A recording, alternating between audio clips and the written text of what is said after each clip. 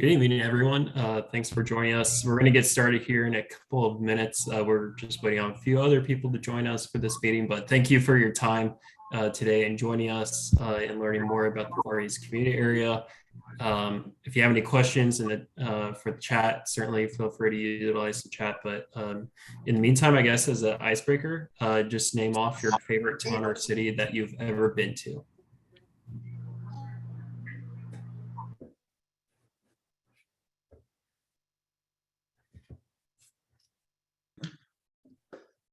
And Dave, can they participate via chat as well if they have access? Absolutely. Yeah. Okay. You said the favorite city in the country, or what are we talking? Anywhere, US, world, wherever you've been.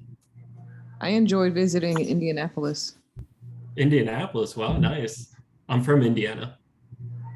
It was a beautiful city. Yeah, Indy's a great city. Lindsay, I feel like you're winning brownie points with Dave over that choice. Well, I win brownie points just for being Lindsay. Oh, yeah. That's true. Hello, everybody. Sorry. Oh, we have Keith said San Antonio. Nice. Tried and true to his hometown. And then Dave, he said Mexico City. Christine said Venice. Very nice, too. And obviously Indianapolis is on the board.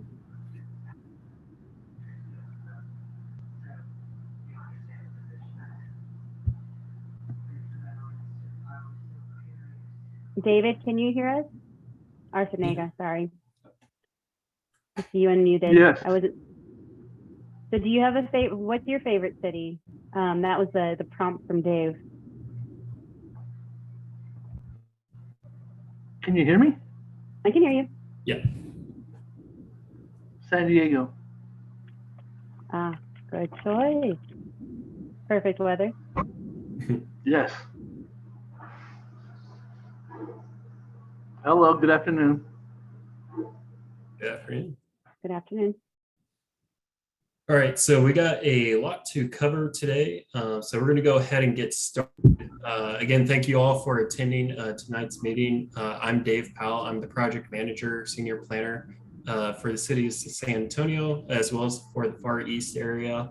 I will apologize in advance. I'm a little bit under the weather. I've been dealing with some sinus stuff over the past week. I promise I tested negative for COVID, but I've been kind of dealing with some congestion stuff. So if I take an awkward pause or take a water break, I do just apologize in advance in the meantime. But next slide. So we're going to just do a very quick introduction. There is one member of the planning team that I would like to specifically introduce as a new member.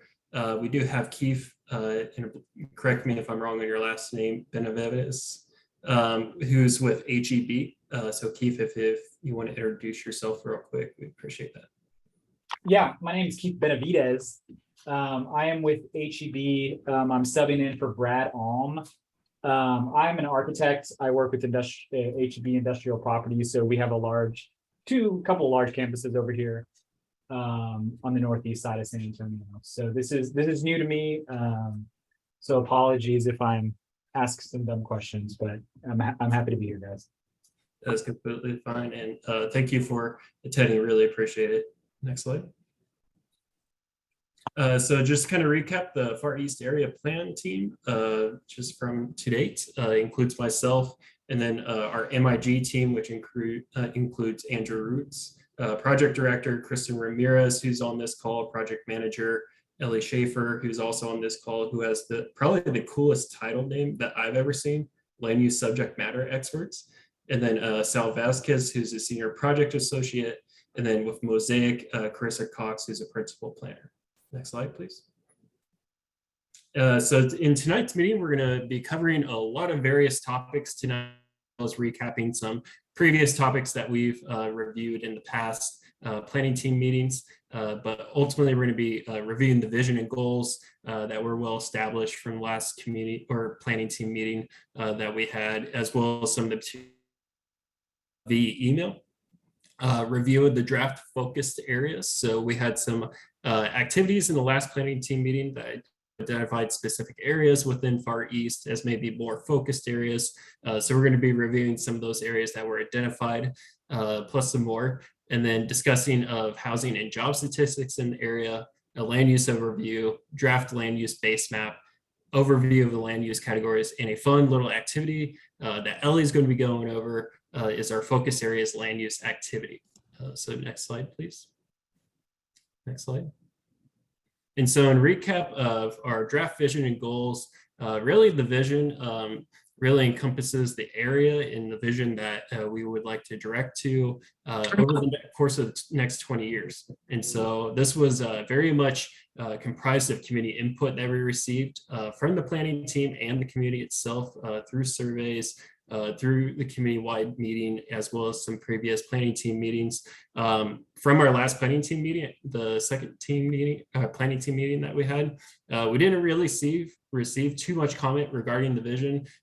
We had all generally agreement amongst the planning team that this was a vision statement that was really well equipped with the area in itself. I always say a good way to read a vision statement is imagine if Oprah Winfrey and Tim Duncan are in an elevator with you 20 years down the line and how you would explain the Far East area. That'd be a great way to look in the vision statement.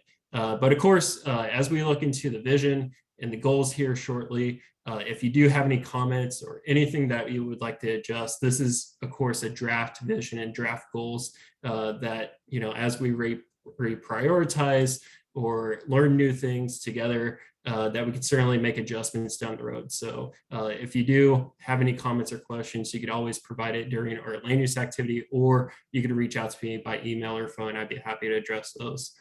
Next slide, please. And so the only really change in comprised of these 4 goals that we have on this screen here, we overall received comments, positive comments surrounding these goals. I did have a new addition to the 3rd bullet point, which is facilitate development patterns that include local employment and entertainment opportunities in one or more mixed-use urban centers or art districts are highly walkable and connected. And the new part that we've added, just based on a comment we received at the last planning team meeting, was and serve as an area destination to kind of more so add to the attractiveness and the intent of the area. So that is a new addition. Next slide, please.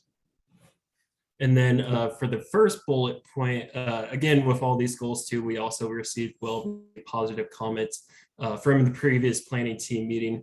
But the new addition to the first bulleted point is create housing, employment, goods, and services that serve, support, and are accessible to a variety of income levels, age groups, and multi-generational households being the new addition. Which I felt like was a really good addition, just encompassing, different income levels, age groups, but also family types as well. And so again, if you have any comments regarding this, you could always provide it during a land use activity or reach out to me. As we go into land use and focus areas, definitely keep the vision statement and the goals in mind. Just as an overarching theme for the plan in itself.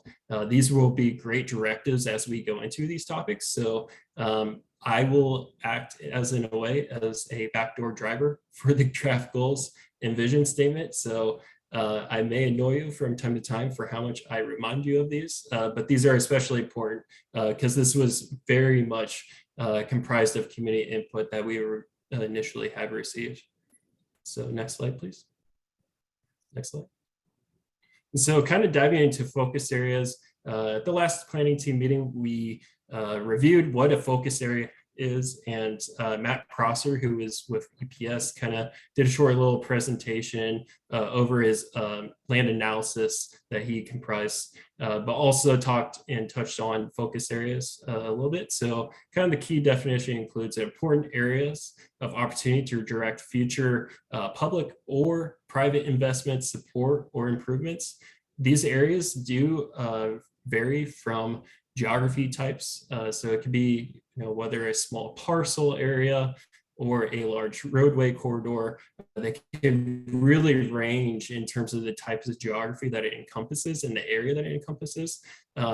With each focus area, there is a vision statement that is comprised with it, project, as well as some recommended strategies and recommendations associated with that. With the focus areas, it really touches on upon the strengths of the existing area. And so really good areas of opportunity, more so than in the next slide, please. And so I wanted to provide a couple of examples of some focus areas that were identified from the Southeast community plan. These are really, the Southeast plan is actually directly adjacent to the Far East area. So these are some maybe example projects or example focus areas that from the Southeast area that we can translate into the Far East area. Again, with the vision statement for the Hackberry Street corridor, a lot of and this is solely based on community input and community feedback that they received in that plan, as well as from the planning team. But for this area that you see in this photo, they will, from the feedback that we received, they really wanted to see something that was more walkable, neighborhood scale liked, as well as something that was easily accessible to like a local farmer market, grocery store, as well as some streetscape, attractiveness to it. And so on the next slide, kind of shows the transformative product associated with that in mimicking what the community input provided. So really emanating what the vision statement was stated with.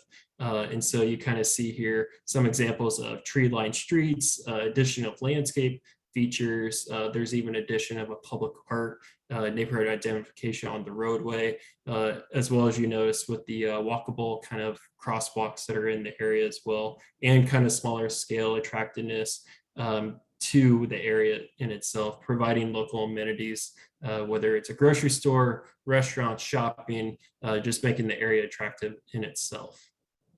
You can go to the next slide. And so another example of a focus area, again, we're kind of looking at the parcel level here with the undeveloped parcel that you see in the middle of the screen here.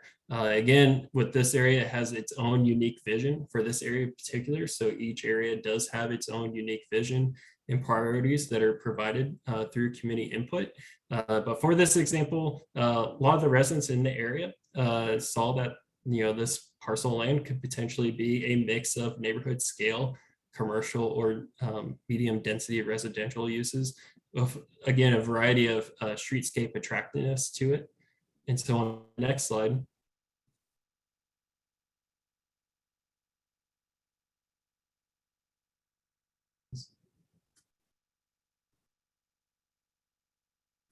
so here you'll see kind of a rendering of, again, emanating what the community feedback was towards the vision statement. And so you kind of see some examples here of, additional line streets, streetscape attractiveness, walkability, as well as some addition, the mix of commercial and residential uses within this. You also see on the far right here that there was even an addition of public art on the corner there of Roland and Rigsby. So kind of as we dive deep into these focus areas, it's really thinking about what are the key elements to each area and how you would like to define that. So key elements being like mobility, housing, economic development, things of that liking. So as we go through these focus areas, for the Far East area, it's taking a look and dive into land use, but also those key defining elements as well and characteristics. Next slide, please. And so we have our drafted focus area map, which is really emanating the feedback that we received at the second planning team meeting. So, farmer discussion, I think there was even a quote in there that we needed Dunkin' Donuts. So I think this is a map really emanating some of that. So I've also included some additional areas for discussion. Now, like the vision statement and the goals, this map is very much fluid. So if there is any adjustments that need to be made based on prioritization, or we learn new things about each of these areas respectively. Of course, we can make adjustments here down the road, but this is primarily based on the premise of the input that was provided at the last planning team meeting, as well as community input that received through the community-wide survey in the community meeting. So for our first focus area on the next slide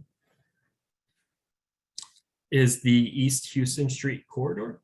This was defined and identified primarily through Christine Vina's comments. I believe Christine's on this call. She identified that this is an area that VIA is taking a look at in terms of potential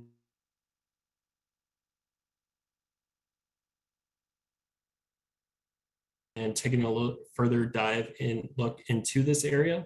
Aside from that, there is quite a bit of other key assets within the corridor area as well.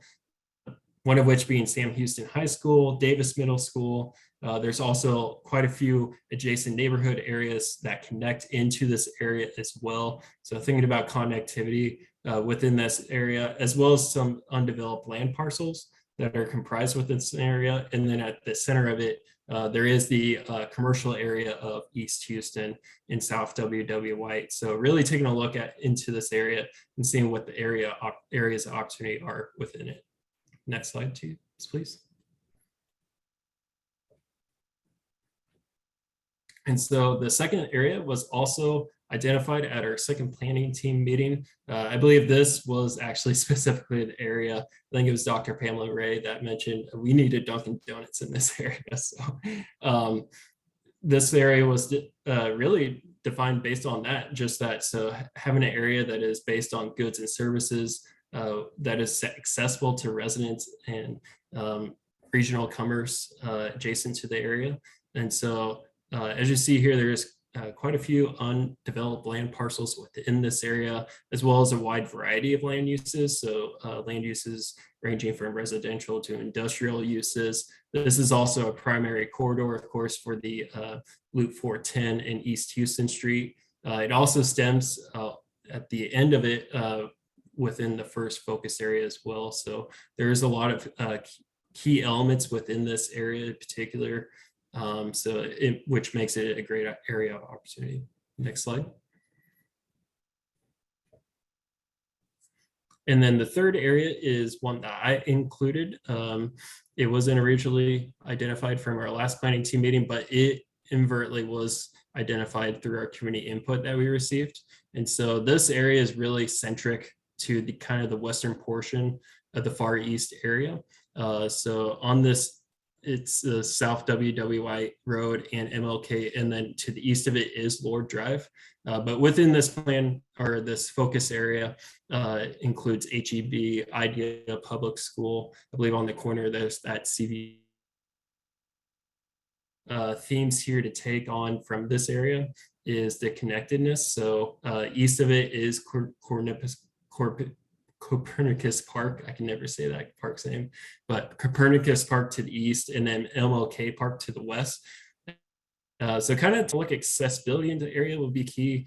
There's also several undeveloped parcels in the area as well, and kind of taking a look at the overall characteristics as the area will be key in this area as well, but also ultimately being a centric part to kind of the western portion of the Far East area.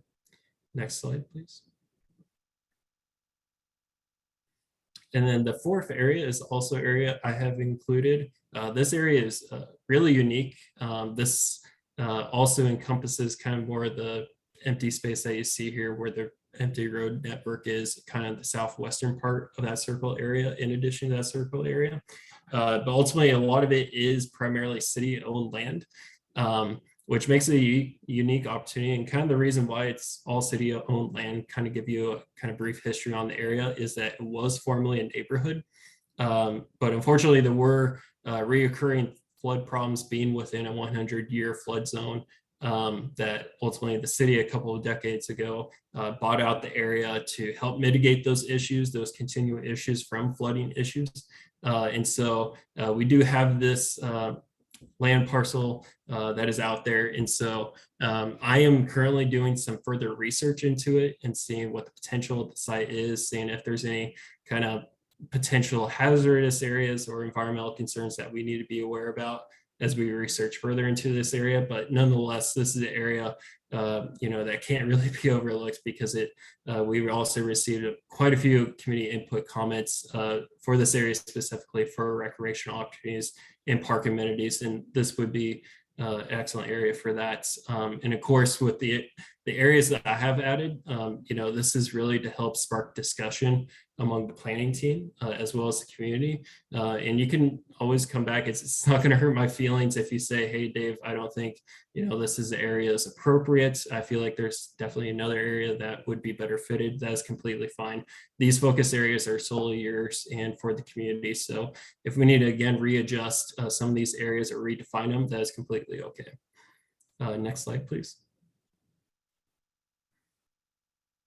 And so the fifth area is the Del Crest Forest area. This area was defined by Mr. Edwin Miles from last planning team meeting. He was solely more so focused on the large parcel of land that appears vacant within that circled area. That is the old municipal landfill sites. I'm currently also further researching into the area because there is definitely going to be some environmental concerns surrounding that area or constraints surrounding the area specifically. But of course, I'll keep you updated. But regardless of that, the surrounding area does have quite a bit of opportunity as well, with several key assets, with one being with the bulky waste site that's just at the south end of the area, as well as the District 2 Senior Center is in the area as well. And then we also have several undeveloped land parcels as well. And it also serves adjacency to to a key corridor in Rigsby and South W.W. White. So definitely an area opportunity. Next slide, please. This is another one that I have also included as well. It is home to your local hometown Whataburger. But aside from that, it is also, there is quite a bit of undeveloped land within this corridor area. And if you notice too, kind of on the southern tip of the focus area, you may recognize that from the previous example, Pasadena Heights, that is actually adjacent to that area specifically. So kind of creating a continuum off of that plan area too, but nonetheless a great opportunity here based on undeveloped land parcels. It also serves as a great area destination for local residents for the kind of western portion of the Far East Side as well. Next slide, please.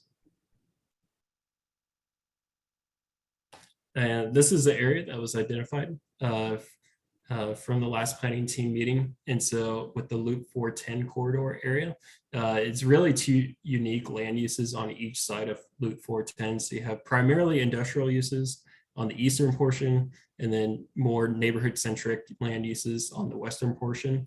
There is also inadvertently undeveloped land parcels here and there within the area. It's also adjacent to several key assets in the area, such as Copernicus Park, several neighborhoods throughout the area, as well as several key community or commercial areas. So this is also an area that could potentially be an area that would be like the East Houston in Loop 410 area.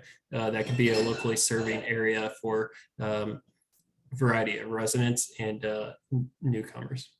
Next slide, please. So our eighth focus area is our Foster Road area.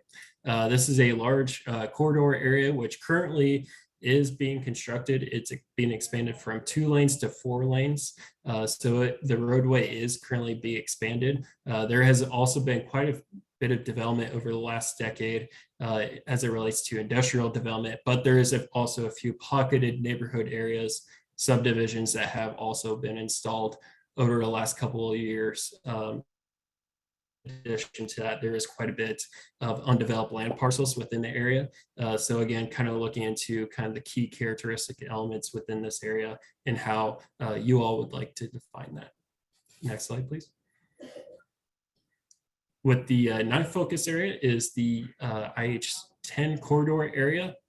This is the area that I've included as a focus.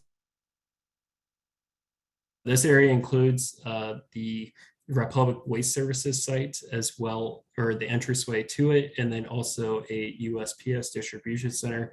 But this area primarily is comprised of undeveloped land and could be potentially a good catalyst for the remainder of the I-10 corridor area. As largely, as you may know, a lot of the Interstate 10 corridor area remains largely undeveloped. So potentially being a good catalyst project with this area specifically, but nonetheless, area opportunity. Next slide, please. The last focus area, the 10th focus area for the Far East area includes the Loop 1604 and Interstate 10 area. This is the area that I included, but it's also solely based on community input. We had a lot of comments surrounding this area specifically as an area opportunity, as a regional destination and a local destination. Of course, with the new developments have popped up surrounding the area, new subdivisions. There's also a multifamily project that has been installed in the area.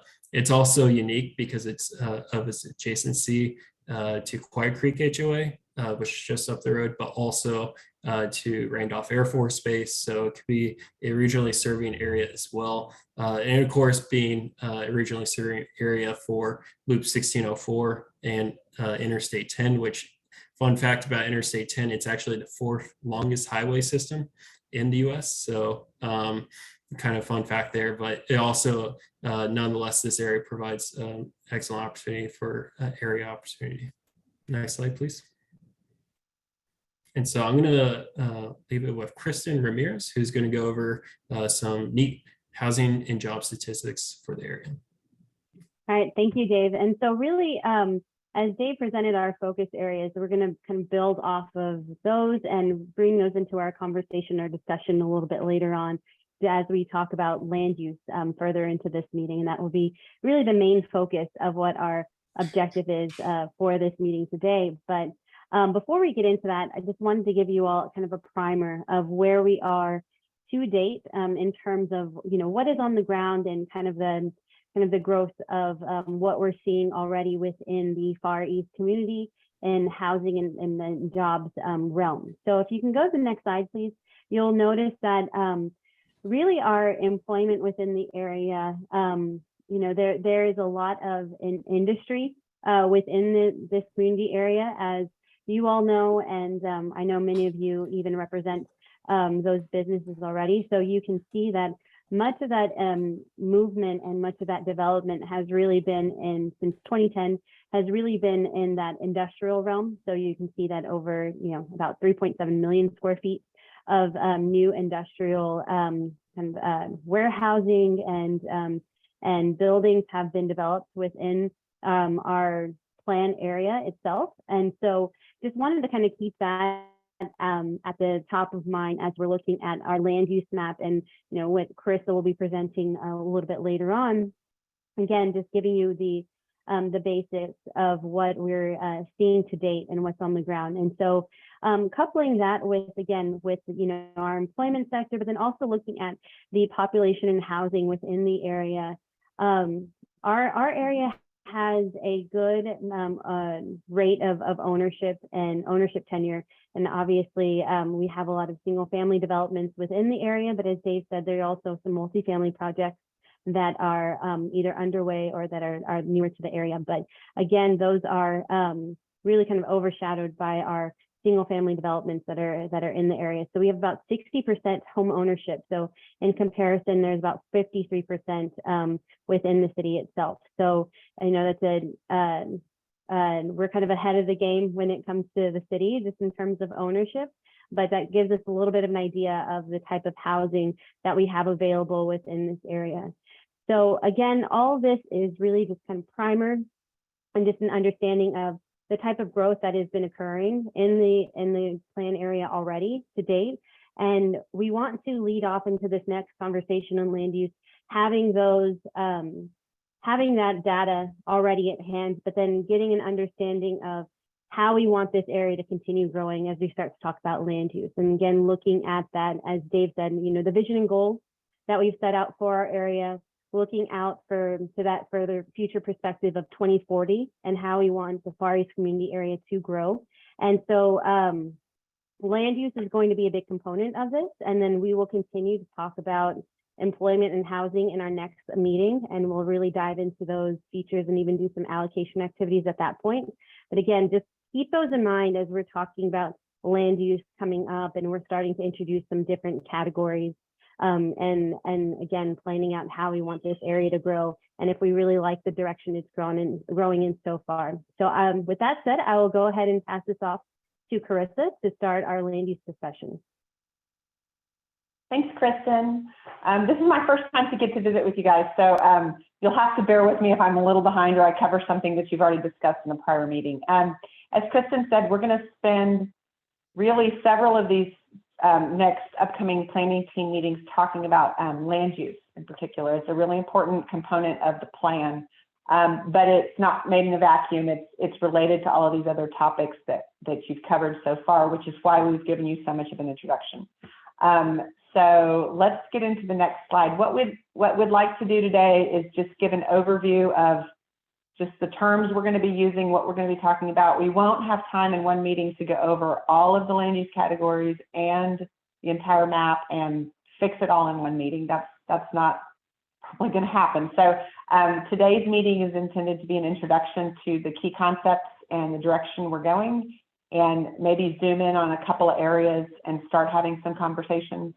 At the next planning team meeting, we'll be covering housing and employment, taking a deeper dive into that and some of these other issues, specifically housing, that relate to land use as well. So we'll intro land use today, do a sidebar at the next meeting about some other related issues, and then come back to land use to do some refinement in the 5th meeting. So, just to kind of let you know where we're going. So I don't want to be talking at everybody the whole meeting, so I'm sorry for that. Does anyone have any questions about what we've talked about so far before we move forward?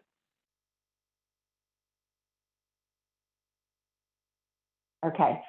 Before we get into it, I'd like to remind everybody, I know we've all done tons of Zoom meetings and everyone's familiar with this, but because the team's so big, if everybody would use that reactions tab at the bottom where you can raise your hand, that's a really helpful way for all of us to keep track of who might have a comment or a question, because we're talking a lot and I know that I don't want to lose anybody in this. And then Kristen and Ellie and David will help me. If I don't see your hand up, they'll get my attention so we can make sure and answer everybody's questions.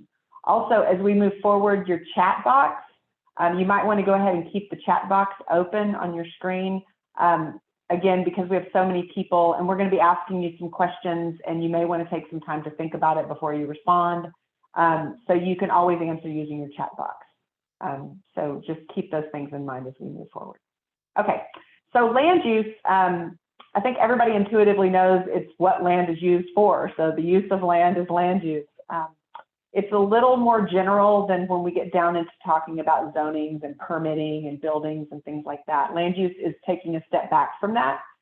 We typically talk about land use in the terms of residential uses and commercial uses, industrial uses, parks and open spaces, and government uses. And then in each of those categories, things get broken down more specifically from there. But when we talk about land use, you'll notice it's very general. It's much more general, as I said, than permitting would be or than zoning would be. Next slide, please.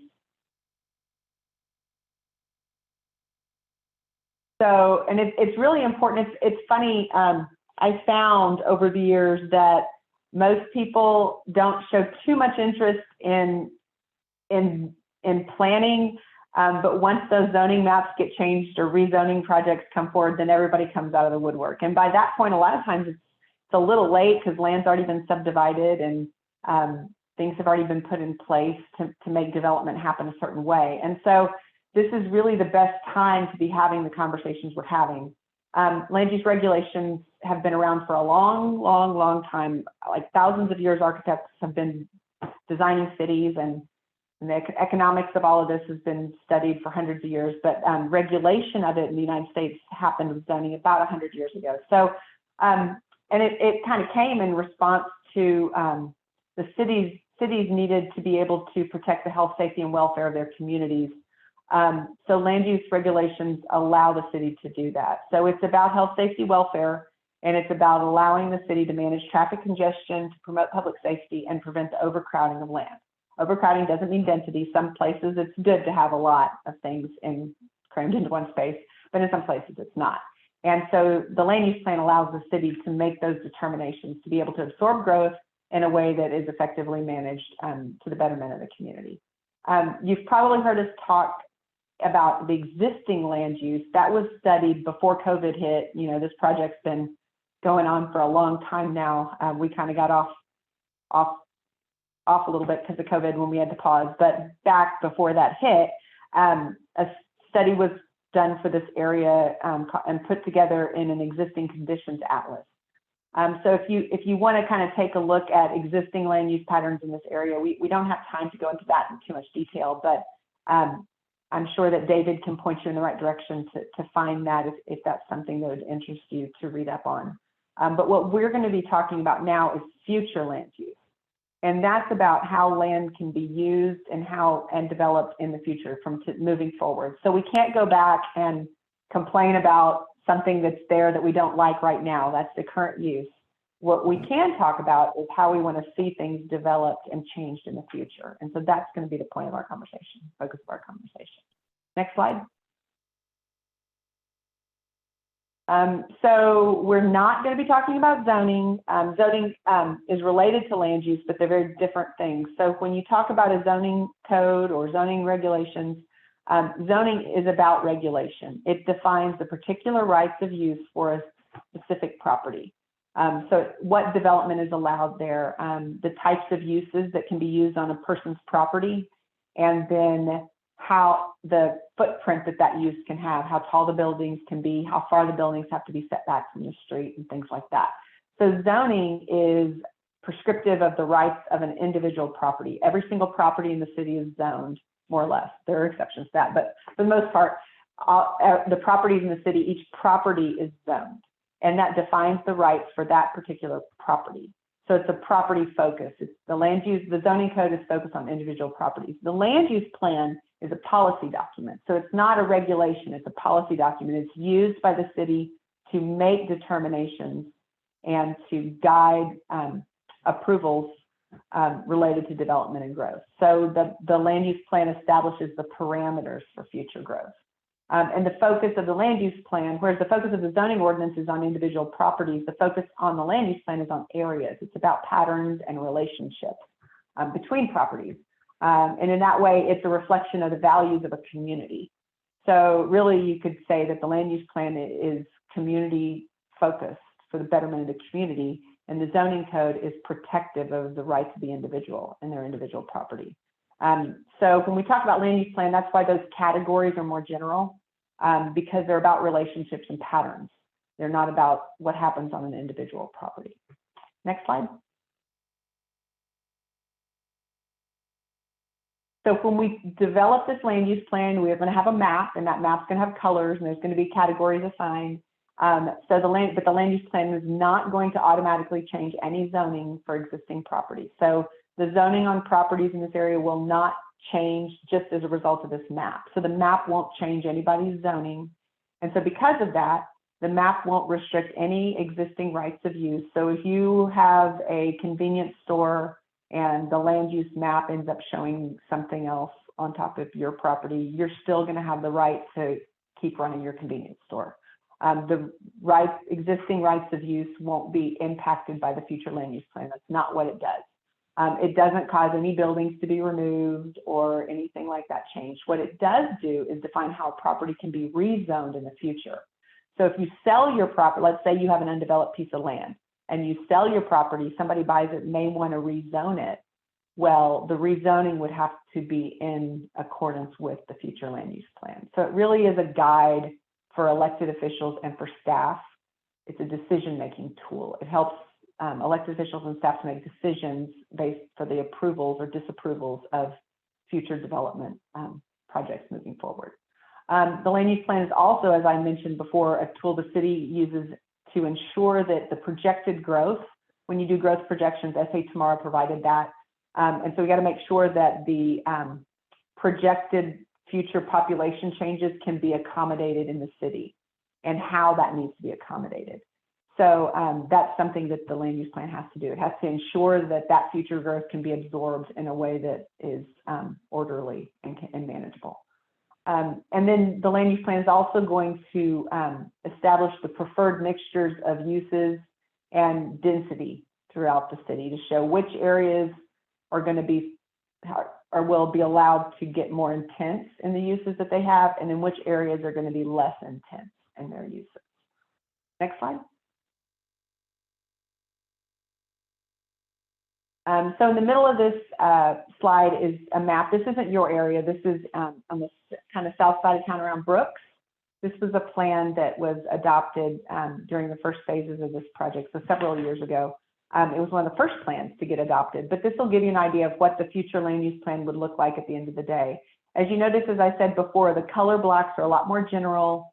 It's not as polka dotted as the zoning map would be, and it's about areas that would serve particular purposes based on character and intent, and protect the transitions between like neighborhoods and industrial areas, or between neighborhoods and commercial areas. So you'll end up with a map similar to this. Every area is different, but the categories are going to be the same for all the areas. And then once you have this plan adopted, then council and the commissions of the city and staff and partner agencies will all use that land use plan as a way to make determinations about future development activity. It's also helpful for private developers and property owners because it gives clear parameters that it's a communications tool for the city to be able to say this is what's going to be allowed where as far as density goes and uses. And so as developers come in to redevelop or build new things in our city, it's a good guide on where things need to go and likelihood of approvals for projects, for candidate projects they might be interested in. Next slide. The city adopted new land use categories about 4 or 5 years ago. And these categories are used for every single land use plan for all the areas throughout the city. As you know, we call your area the Far East area. Well, there's lots of other areas around town. The challenge has been in the past that every time a new plan was adopted, they set their own categories. And so there's not one smaller neighborhood plan in the city that has identical categories. And so that makes it very difficult to manage. There's questions of equity there, obviously, and also just meaning, because if you have, you know, every area has its different definition of what these land use categories are, it makes it very difficult to enforce, and it makes it very difficult to build our corridors and centers in a way that promote citywide interests. So the idea now is get uniform set of categories, assign them to all the areas throughout the city, but work with our planning teams, such as yourself, to ensure that those assignments line up with the vision for this area, the priorities for this area, the population projections for this area, and just kind of the character of the area as it is today and how we need to see it moving forward.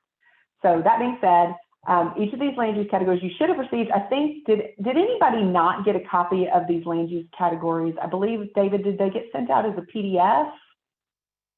They did, yeah. Okay, super.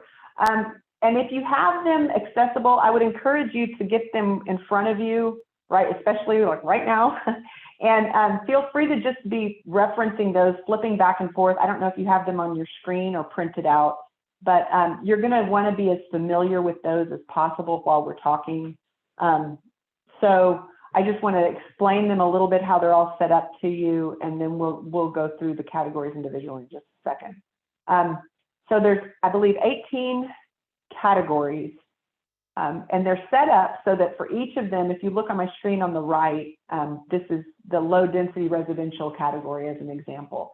For each of these, there's a description of what type of development or activity would be appropriate in that area.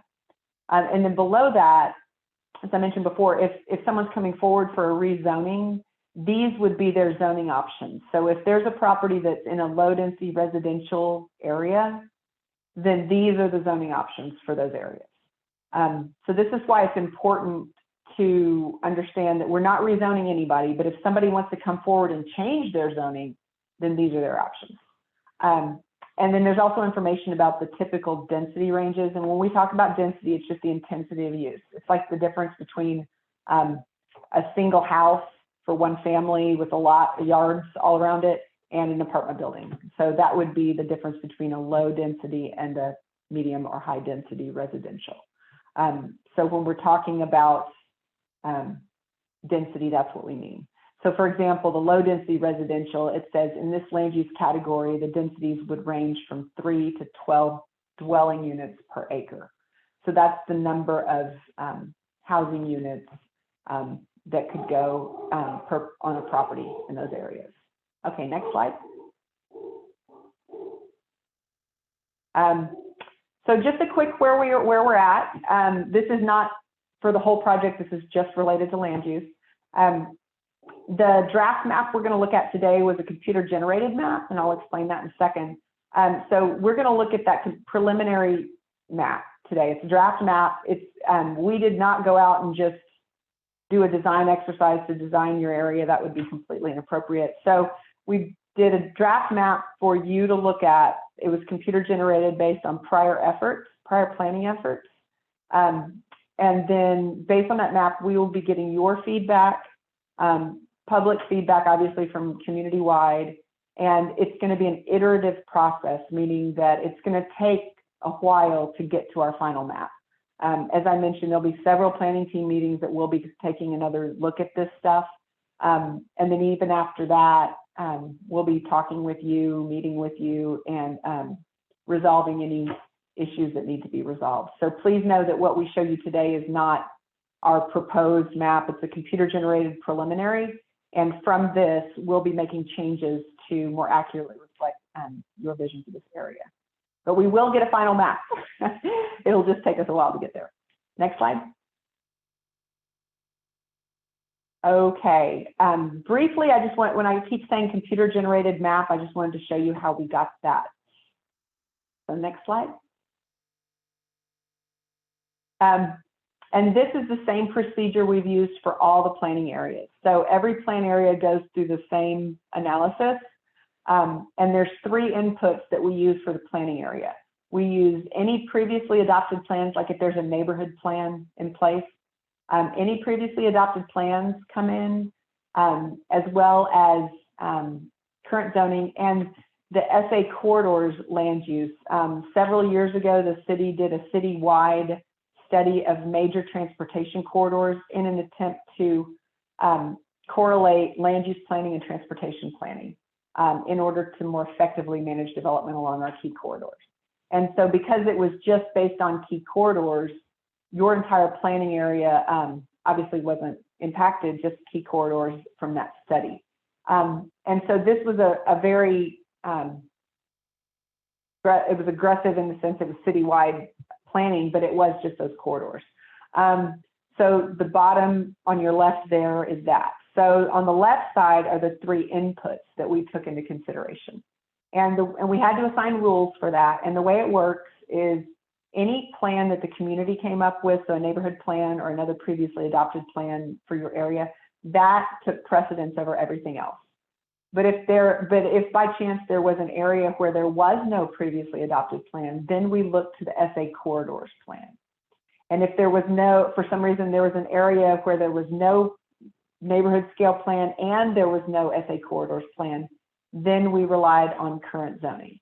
But if you'll notice, for your area, the whole area has been covered in some way, shape, or form by a previous plan. And so it's kind of great because we already have input about the types of uses that the community wanted to see in this area. Our challenge was to translate all of those individual plans to a common vernacular, which is our current categories. But because the previously adopted plans take precedence over anything else, you'll notice that the computer generated map is really just identical to the map of previously adopted plans. So your draft map really is just a compilation of previously adopted plans in this area that have been translated into the language of these new land use categories.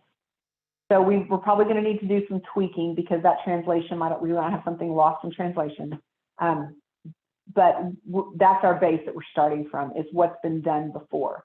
Now, some of those plans are going to be out of date because in the city, there are plans that date back 50, 60 years.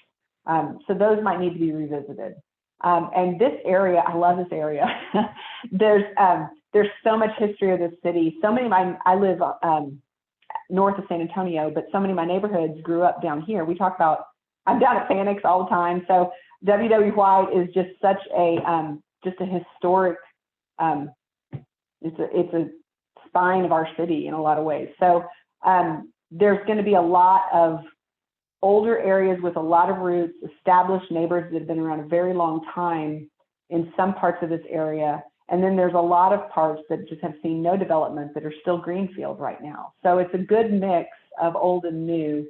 In the areas that have plans already, this is the time where we need to go back and revisit those and make sure that they're reflective, that they're still relevant, and that there's nothing we need to change. So that's kind of how we built this draft map that you're going to see today. Like I said, in your area, it's based solely on previous planning efforts. We're going to need you to test that with us and let us know where we need to see some things changed. And I believe we're going to be, Ellie, are you talking about the categories next? Oh, let's skip these, I think, until we get to the mural, because then we can take a deeper dive into the actual map. Yeah, great. All right, thanks, Krista.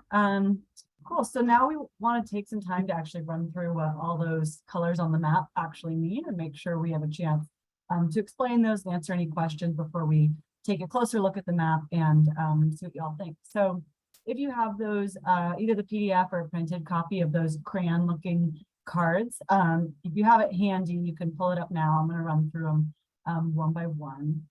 So to start, we have 18 future land use categories that we're using.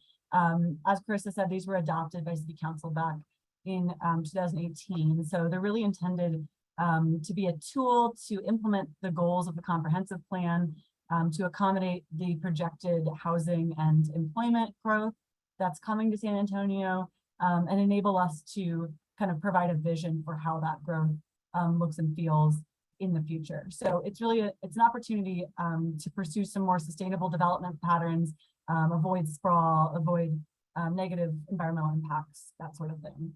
So all 18 categories, they really fall into 5 boxes, if you will. So first is residential. These are the yellow and orange crayons. These are just, there's 5 different categories and they range in density primarily. And I'll go through all these in a little bit more detail as well. But commercial is the reds and light pinks. So that's really where people shop and work. These ones also are 3 different categories based on sort of their intensity. Mixed use, so this is where you have people living, working, shopping all in the same area, and even sometimes in the same building. So we've got 5 mixed use categories. 2 of these are more focused on the type of employment, and the other 3 are more focused on the level of activity. Then the pink box down here at the bottom is industrial. So we've got heavy and light industrial, where where things are made, manufactured, stored, and then agricultural is also considered a type of industrial use. Lastly, we have civic. So that includes government uses, parks and open spaces, anything that's publicly owned, generally speaking. Okay, so I'll just kind of go through these one at a time. So starting with residential, we're starting on the low density side. So the colors, the lighter the color within each box or within each category, kind of the less intense or the less dense it is. So our lightest yellow color is residential estate. So this is really large lot, single family homes, detached, separate housing units. They're really on these sort of estate size properties, if you will, pretty spread out. Then we've got low density residential and the medium yellow. So this is sort of your more typical, maybe suburban or average lot size neighborhood, still primarily single family homes that are detached from one another on their own lots. Then moving up to this light orange, urban low density residential. Here you still have single family or single unit homes that are detached, but where those exist, they do tend to be on a smaller, more narrow lot, maybe closer together. In this category, we also start to get into more attached housing types. So potentially things like townhomes, duplexes, triplexes, fourplexes. And then sometimes you'll see a little bit more of a mix, maybe some neighborhood serving retail and service uses might start to occur in an urban low density residential place. So then our two remaining residential categories. First on the left, we have medium density residential. So here we're kind of getting away from the detached single family homes and primarily looking at attached housing. So maybe small apartment buildings, still having some of those potential townhome, duplex, triplex type housing units. And then lastly, high density residential. So here's where we get more into apartments, condos, more of that vertical integration of different housing units. So this is our highest density residential use. So moving on to mixed use, these are the three in the purple box. So like I said, this is places where people might live, work, shop, play, do all kinds of things in one area. So neighborhood mixed use, our lowest scale, the lightest purple crayon.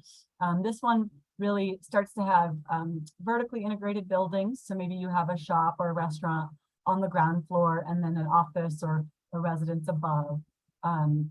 They often tend to be kind of smaller footprint buildings, and also the neighborhood mixed use really is intended to serve pretty much the surrounding neighborhood, but not so much farther beyond that in terms of people that are coming to that place. So it's really like the most small scale, and it's intended to be quite walkable and well connected to the surrounding neighborhood. Urban mixed use, a medium purple crayon. So this is the same types of uses, just slightly higher density, typically speaking. So maybe the buildings are a couple stories taller, bigger footprints, that sort of thing. Maybe some bigger stores, bigger residential units, could be a mix of things. So urban mixed use is bigger than neighborhood mixed use. So the idea is it's meant to serve a couple of neighborhoods. So it might have a larger draw, but still ideally be well connected for all different modes of transportation for people to get there. Lastly is regional mixed use, the dark purple. So this is the most intense mixed use. A good example of this in San Antonio is the Pearl. So kind of those big, active, vibrant centers where there's a lot going on all in one place. They're really kind of special, unique, memorable, walkable, all of those characteristics. Any of these uses can also have entertainment as the one other piece. So whether it's shopping or theater, anything like that. So the last two mixed use categories, these are the two that have more of a employment slant to them. So maybe a little bit less residential, a little bit more employment job type uses. So the first one, the light teal employment flex mixed use. This one is more urban in form. So typically on, maybe mixed buildings with multiple tenants, multiple users, smaller scale as well. So this has some different light industrial. It also might have live work environment happening in the same building. And then business innovation mixed use. This is the dark blue. So this is more of a campus type development. You might have larger businesses, larger building footprints. Might be things like, could be a medical campus, could be a research institution. There could be more fabricating going on. So just larger format of the employment mixed use categories. So then commercial, these three fall on the same scale as the mixed use categories pretty much. So neighborhood commercial, that's our lowest density, lowest intensity. So these are really small scale retail and offices. This is not mixed use category. It's commercial would happen typically near residential, but they're not all happening in a mixed use format all in the same place. So again, small scale, commercial oriented, typically like smaller businesses that use a smaller building footprint. Then getting up to community commercial, our medium crayon, medium red. So this might be slightly larger businesses. It has a bit of a larger market draw. So here you might get bigger stores, maybe some more chain stores mixed in there. Still a mix of offices, stores, restaurants, could be some small scale or medium scale medical clinics in there. Anything that's kind of serving customers in one way or the other typically. And then lastly, regional commercial, our dark red. So this is basically the commercial version of that regional mixed use. So highest intensity commercial uses often has things like a movie theater, shopping center, or a big box store that draws people from the surrounding region. So large format commercial. So then industrial, light purple is light industrial. So in light industrial, you typically have more manufacturing, maybe a business park type use. Warehousing is a common one. So a lot of truck traffic in and out, but not such intense uses as heavy industrial. There also sometimes can be a little bit of retail in a light industrial setting. So if it's people manufacturing something and selling things, sorry, I just had some thunder, selling things straight out of their warehouse. So you get a little bit of retail in light industrial as well. And then heavy industrial, so this is a really pretty intense land use where there's heavy manufacturing, fabricating, processing, maybe chemical storage, recycling, all those sort of really intense industrial uses happen in heavy. So that's the dark pink color. And then our last category here, city, state, federal government. So this is the light blue color. This is anything that's publicly owned. Things like military bases, of course, we see a lot of in San Antonio. Also includes things like libraries, state colleges, that sort of thing. Parks and open space.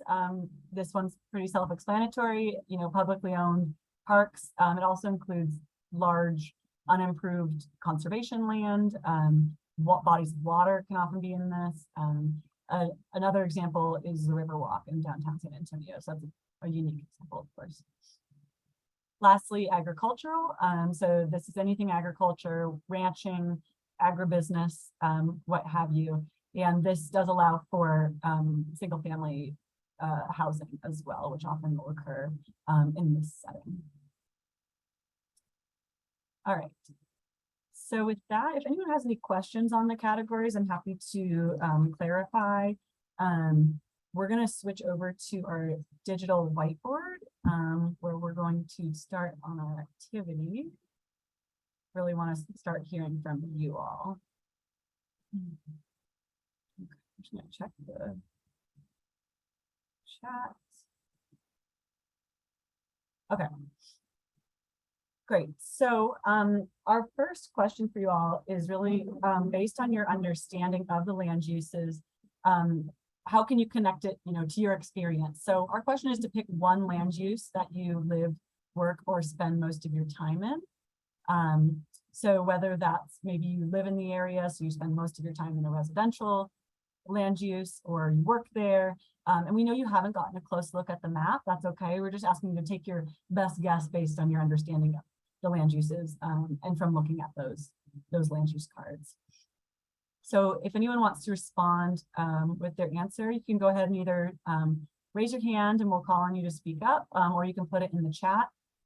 If you have the cards printed and your camera available, feel free to also hold it up in front of your camera and we can make sure to grab those that way as well.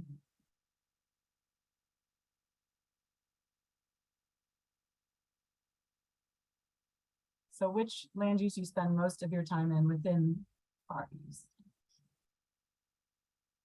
Anita?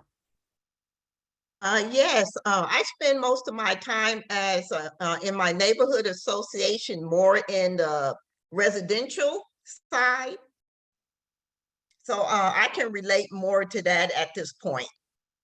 Okay, and is that mostly single family homes? Is it apartments or a mix?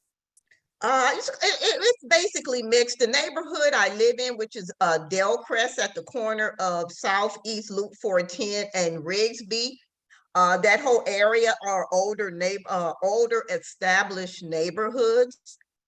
And so far, we're having a few apartment complexes starting to come up on the Southeast Loop 410 corridor, as well. A lot of construction, major highway construction coming through in that area. So that'll be a area I like. One of the areas I like to concentrate on concerning some of the housing, not all of the housing. Great, yeah, and that's great information. We can definitely look at that area once we get over to our map in just a few minutes. But for now, I'll grab, I think maybe medium density residential is kind of what I was hearing, with a mix of apartments and other types of residential. So we can go with that one for now. Yeah, this is Keith with HEB. I spend 100% of my time in this area in what I would consider light industrial, distribution centers, light manufacturing, that kind of thing. Yeah, perfect. Thanks, Keith.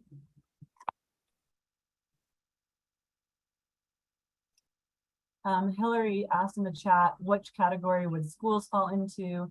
Government. So typically a school like an elementary, middle, high school will just be, it's often a neighborhood or a residential use, but typically we just sort of absorb it into its surrounding land use. So schools can happen anywhere, more or less. Not in heavy industrial, a few exceptions to that, I'll clarify.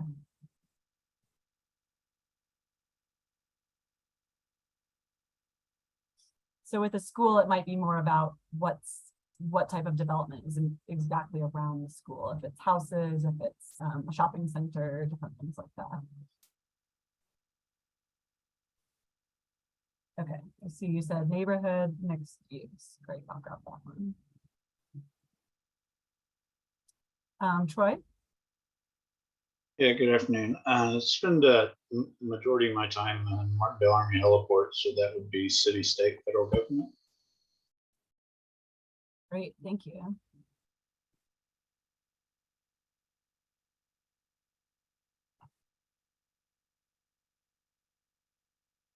Anita, is your hand up? I'm not sure if it's up again or if it's from before. Yes, I'm also a parks and open space person also. I utilize the parks a lot. Cool. Sounds good. I'll put that down. Yeah. And just to clarify, guys, if you live where, if the place you live is in a neighborhood, then you live in a either a low density or an urban low density area. If you live in a place where it's a big mix all around you, then you're going to be mixed use. But if you actually live in a house in a neighborhood, then that's a residential category. I know it can get confusing and there's no right or wrong answer on these, but just to kind of help you keep it straight in your head, because a lot of times our neighborhoods are next to commercial areas. So you'll have commercial areas and then our neighborhoods are right next to them. But if I live in a neighborhood, then I live in a residential area. I just have to be next to a commercial area. All right, and I see someone named Zoom user. You can change your name if you'd like in the if you open the participants window, there's 3 dots next to your name and you can change it. I'm sorry, I don't know who that is, but and I believe that's Lindsay, Ellie, so I can. Oh, I don't know why Lindsay, my name's not coming up, but I'll change it. Yes, I can change it for you, Lindsay. Thank you. Perfect. Thanks, Christy. Sorry, Lindsay. Great, urban low residential, pop that down there. Anybody else want to provide theirs before we keep moving? or have any questions about the categories. Is community commercial the different type of businesses that surround the neighborhoods? Again, the pinkish looking crayon, yeah, right there. Yeah, so community commercial, it's just commercial and retail and office uses. There's no residential immediately mixed in with it, but it could be next to residential uses. So that's kind of where you get it's the medium density option. So you get some bigger format shops, maybe some more chain stores than you would find in that small scale neighborhood commercial. Well, how about the one that's something similar to the Pearl? That Regional. one is regional mixed use. Yeah, so that one's really got everything mixed together vertically and in one area that's all walkable and connected internally. Oh, okay. I If like you the think about- regional. So if you think about the difference in them, your neighborhood commercial is like your neighborhood shops right at like your convenience store, or if there's like a Subway or a nail salon, you know, those small little pocket shopping areas right next to the neighborhood where all your neighborhood services are. If it's like a grocery store and then all the little stores in the shopping center with the grocery store, that's usually some type of community commercial. If it's a big scale, like like a shopping mall kind of area, like the Quarry or the McCreeless area, that's going to be like regional commercial. Or like way up north at the Rim, you know, those big areas, that's regional. And community commercial is like your neighborhood grocery store and all the, you know, so it's bigger, but it's not regional. So, and then neighborhood commercial, like I said, is just neighborhood services. And so it's going to be smaller scale, and it's mostly just for the people living right in that area. Okay. And sorry, Anita, so you said you spend time in the Far East in regional commercial, or do you think it's regional mixed use? I'm more interested in the regional mixed use. Okay. Great. Well, I think that's a good transition to our next question. So This is Christine, would the 410 Houston area be considered, it's got quite a bit of vacant lot around the commercial corridor. But just thinking about, you know, future, it could go under public, you know, city, state, but also as it stands now, I guess it would be, well, there's some homes on there as well. I certainly wouldn't call it, you know, urban mixed use.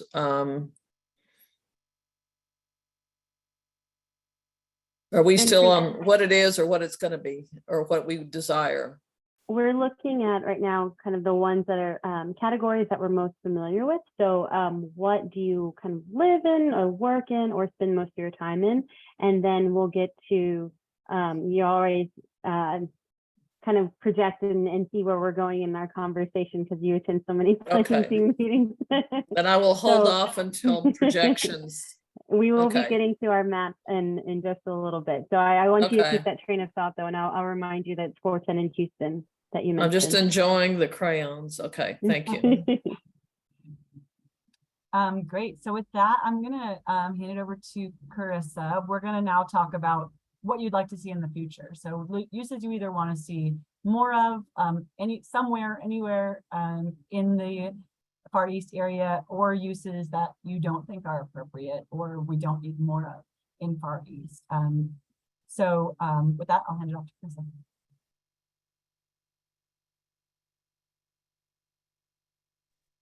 And Carissa, you're muted right now.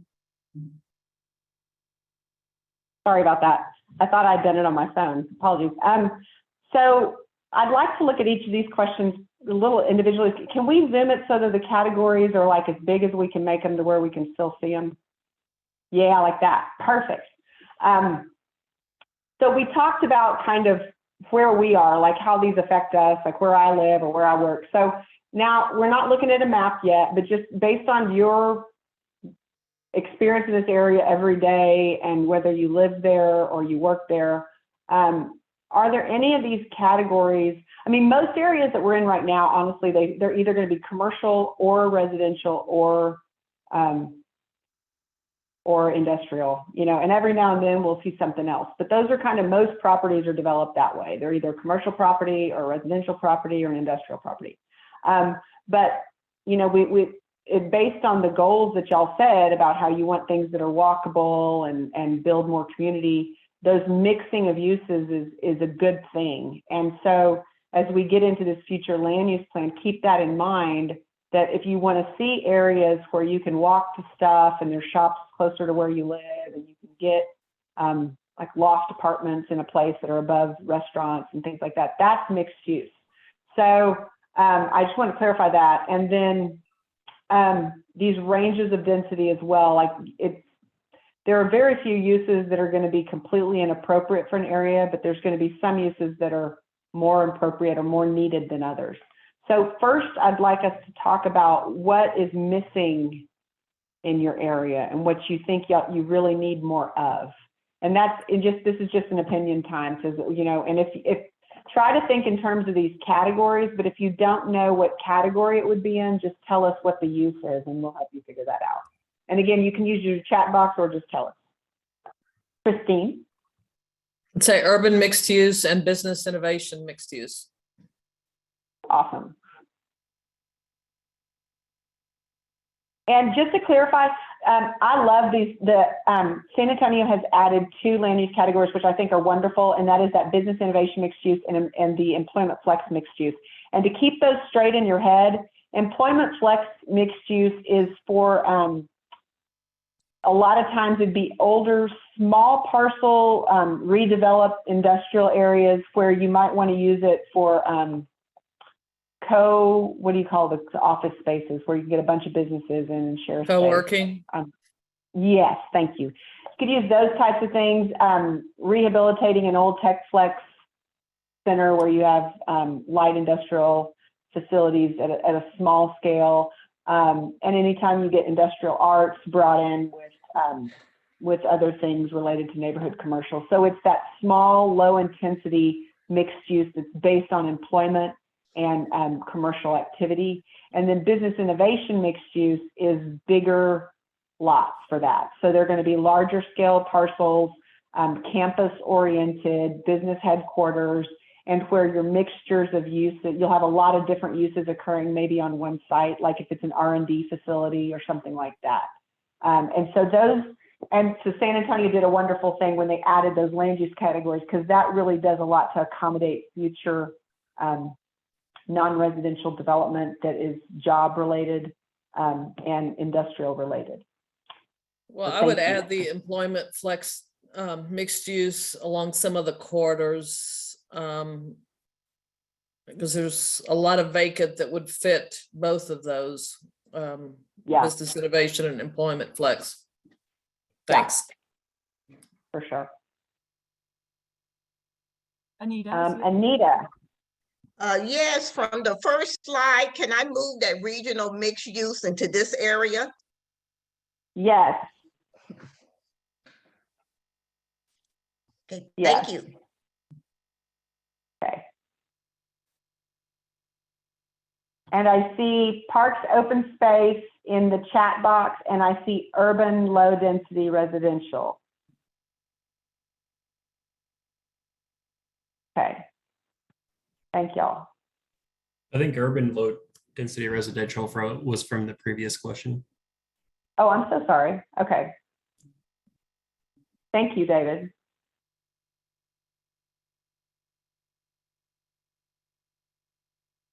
Anything else that you think you'd like to see that you don't, or something you don't have enough of that you need more of? That's another thing. Things you need more of in your area. Troy, do you want to go ahead? Yeah, over the I-10 Foster Road, East Houston, there's quite a bit of residential development going on. And there's really not, there's a truck stop there on the corner of I-10 and really that's, but there's not really like neighborhood commercial. Yeah. in, Yes. in that area that would service, because there's a bunch there in that residential area. Yeah, I agree. I think that's a big problem overall in this area. Is there's a lot of sharp transitions. There's not, it goes from, you have solid neighborhoods, but there's no neighborhood service type area. It goes straight to these major corridors where the scale is just so big. So thank you for that point. It's a good point.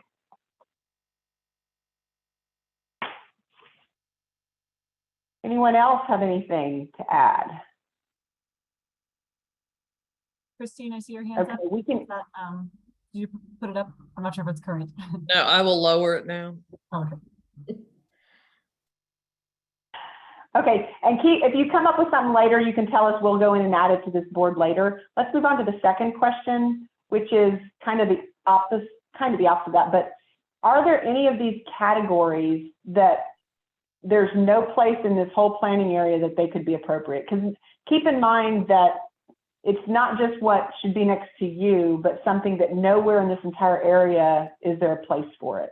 And those are usually pretty rare. It's not about something you have too much of. It's just, is there any use in some of these planning areas? That this is a valid question, but you have to think, if there's anywhere in the whole planning area, are there any of these categories that are inappropriate throughout the whole area? I'm thinking residential estate, but I could be wrong because I don't know the area as well. And then would the HEB resources be considered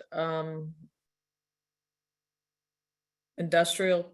Yeah, we would be light industrial by the definition that they sent. Okay. I would say that heavy Then- industrial, like So- petrochemical processing, has no place probably in this area. Okay, then I would put heavy industrial under there.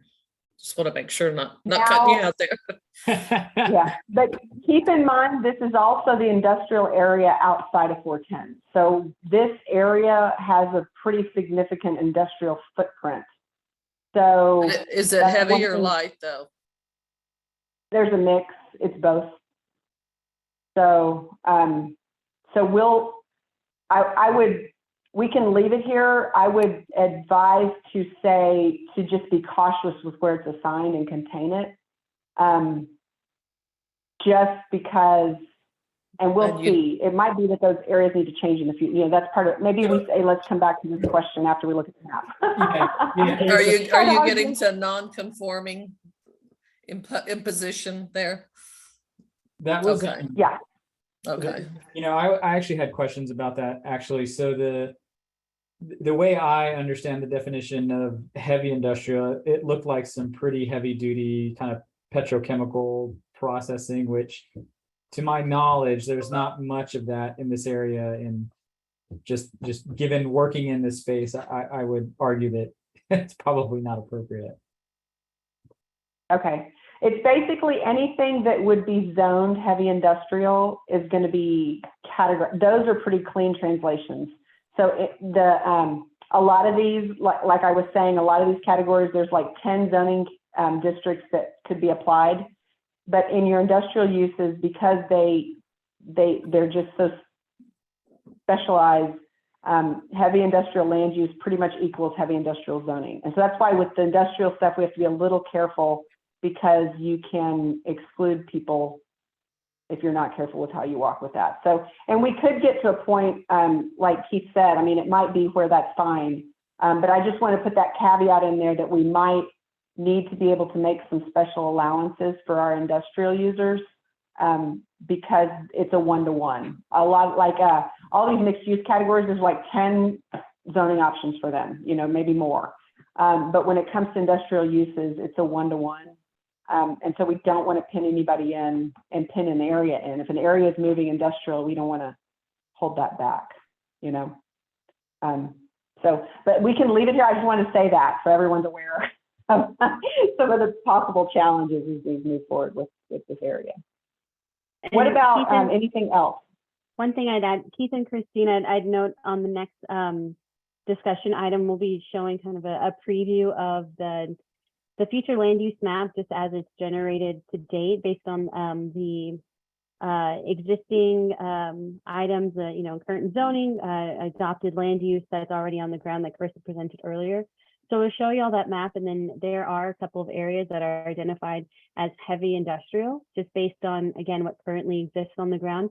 So we can talk through those a little bit more as we get further into the next item. Might be helpful just to see a map and kind of have that hand in hand as we talk through those categories.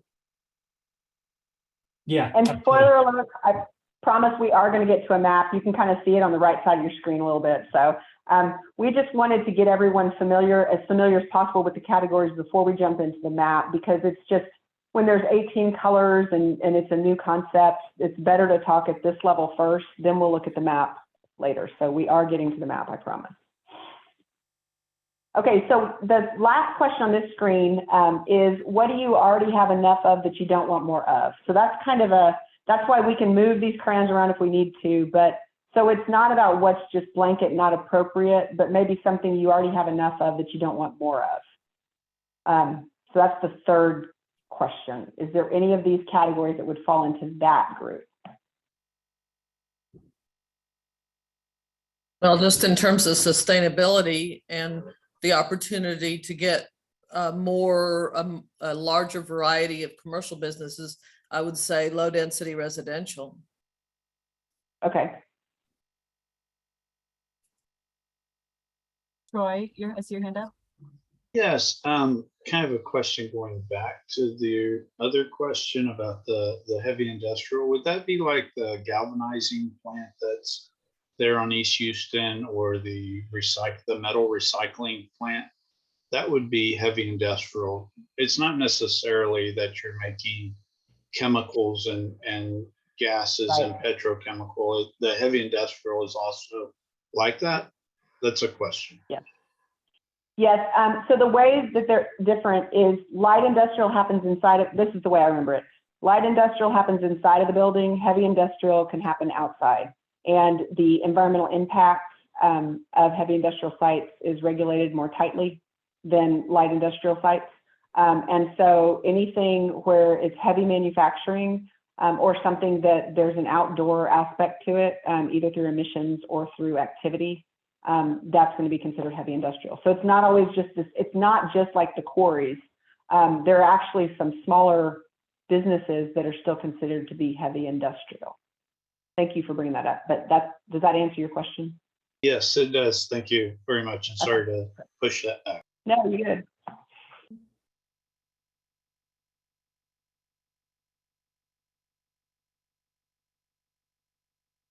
Well, would it be appropriate to say, don't need more heavy industrial? Yes.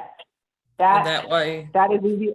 I'm trying to also realize like what's more easy, what we can actually accommodate. So we can accommodate that. That we can accommodate. It didn't, so are you going to show a zoning map? Because it didn't look, just a quick perusal of it, didn't look like there were that many heavy industrial zone properties that exist. Yeah, it's easier for us. It's easier to contain something than to outright prohibit it anywhere, just because of the one-to-one nature of industrial, like I said. So, and it's also hard because those uses don't play well with others. So then it becomes difficult to develop or redevelop sites when it's next to that. So also thinking about transitions and relationships, grouping these things together is really important for this plan. So we kind of need to leave ourselves an out to be able to transition out of those areas with other uses that would actually be compatible to them. So if all the property around this is, zoned heavy industry, it's not like you're going to want to put a new, mixed use project right in the middle of that. So, so part of it is that too. So it's moving it down to the bottom there is much easier to accommodate. Okay.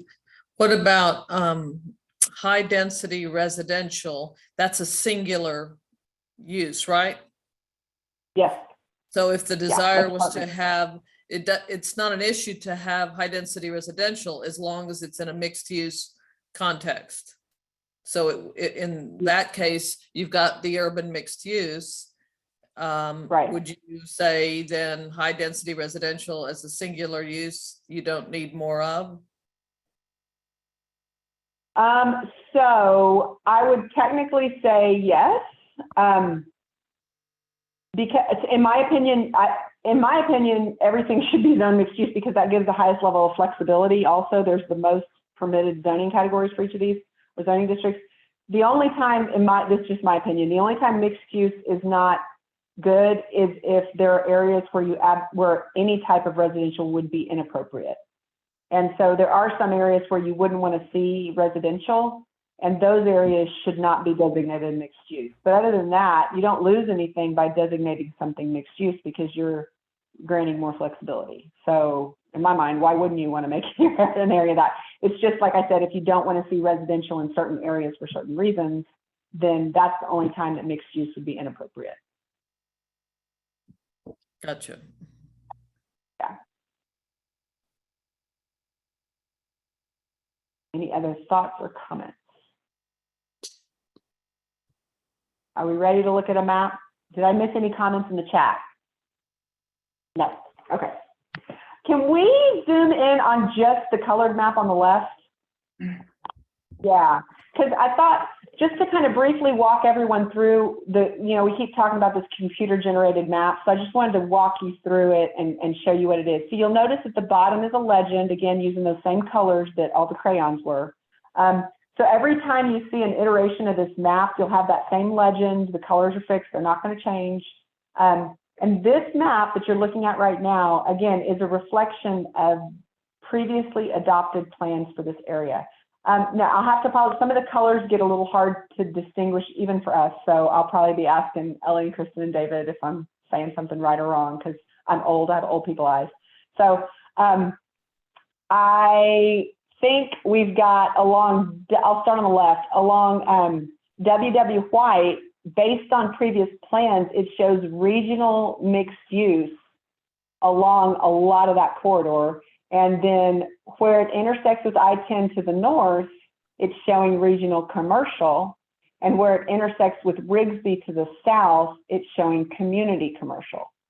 So that is based on previous planning efforts for this area. 410 is a little bit hodgepodge, really. There's not a lot of continuity along that corridor, which that's not necessarily a bad thing, but it's something that kind of flags our attention because if your land use plan is about relationships and transitions and area-wide, policies, it's usually where you're going to want a more general distribution than that. So, so that's the first thing that jumps out at me when we're looking at the 410 corridor. And then Hampton and Rigsby follows a typical pattern for that type of area because it does have commercial establishments that serve surrounding neighborhoods. And you'll see neighborhood commercial west of W.W. White area a little bit. And then you see higher intensity along Rigsby between W.W. White and 410. And then up at the 410 I-10 intersection, that pink, I believe, Ellie, tell me because I can't see, is that our light industrial? Yeah. Or is that, okay. Yep. And the reason the railroad tracks are on this is because that's important. So this whole area of town has a lot of switch yards and a lot of rail access. And so a lot of this area is shaped by, that's why there's so much industrial out here, because you have rail access and you've got highway access and you have limited residential development. And these are three factors that for site selection and location for industrial development, those are good things. And so that, just to give you some context, I'm sure that Keith and anyone else representing any industrial guys here will say, the intention is not to drop that stuff right in the middle of residential areas, and you also need access for transportation. So having all of the rail lines and having the interstates there and access to those two things makes this area just by nature attractive for certain types of industrial uses, especially warehouse and distribution. Anyway, so just to give you some context there. So when we get out to Foster and you start moving eastward and you're getting out to the kind of less developed areas, that's when you're going to start seeing more industrial designations. And like y'all pointed out, there's very few areas and properties in here that are designated for heavy industrial use, but there are some. So when there are areas of high intensity, stuff like that, the main thing you want to look for is to see if you're transitioning away from those in a way that protects residential areas and that doesn't hold back surrounding properties from being developed. And that's good. I mean, right now you see heavy industry surrounded by light industry, so that's good. And then our light industrial areas east of Foster follow much more effective transitions.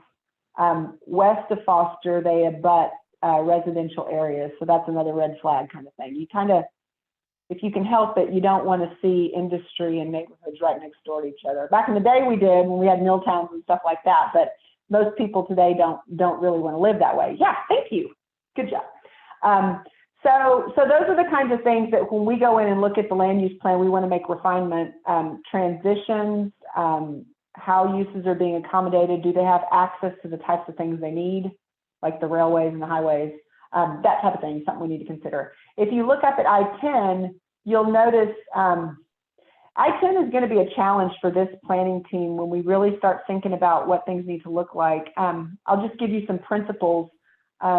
Your key intersections and your key nodes, by principle, those are value reference points. And just what I mean by that is wherever your highest value properties are located, everything else is going to follow that.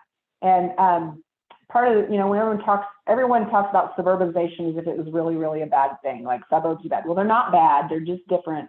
But what was bad was as our cities grow out and out and out, if we keep stripping out highways and just letting things just organically develop based on land costs, then we've sacrificed form and identity in our cities. And so gathering things around key intersections and stepping down uses from high to low, creating patterns in our community, that gives us form. And then we have definition for where we live, and that in turn stabilizes the value of our properties. So that's why flagging places like 1604 and I-10 is really important, because that becomes a center, and then everything else would step down from that, moving outward. So as we start looking at uses along I-10, defining those kinds of patterns is going to really help this area to kind of take shape. Because y'all know, I mean, gosh, I grew up here, but I just can't believe, that I-10 out to Seguin is pretty much developed now. That just blows my mind, but it's true. So this area, your area is changing a lot. And so we want to put designations in place that are going to support that new growth, but also create identity as it does that. And then that's kind of all I want to point out. If you notice, there's a lot more residential in the older established part of this area, so west of 410. Once you get east of 410, there's a lot of new stuff, and there's a lot of industry, and rightfully so. That's not inappropriate. But we just have to make sure that our residential neighborhoods and our industrial properties are mixing and playing well together. And our commercial opportunities, we want to maximize those. We want to maximize value and opportunity for density and things like that where it's appropriate. So we've got to find out where in this area that stuff would be appropriate. Any questions on any of that before we move on? Yeah, I'm sorry, did you mention that this map was like computer generated? Yes. Okay. Yeah, I'm still kind of gray on the distinction between heavy industrial and light industrial, but that neighborhood right there that's in yellow next to the heavy industrial area, that is it's now that's a new development. There's a lot of residential developments happening right across Foster there. Okay. And I would be worried about that becoming a heavy industrial use, especially given that is right in the line of the Martindale overlay districts, which would probably make heavy industrial use pretty difficult. That development pretty difficult there.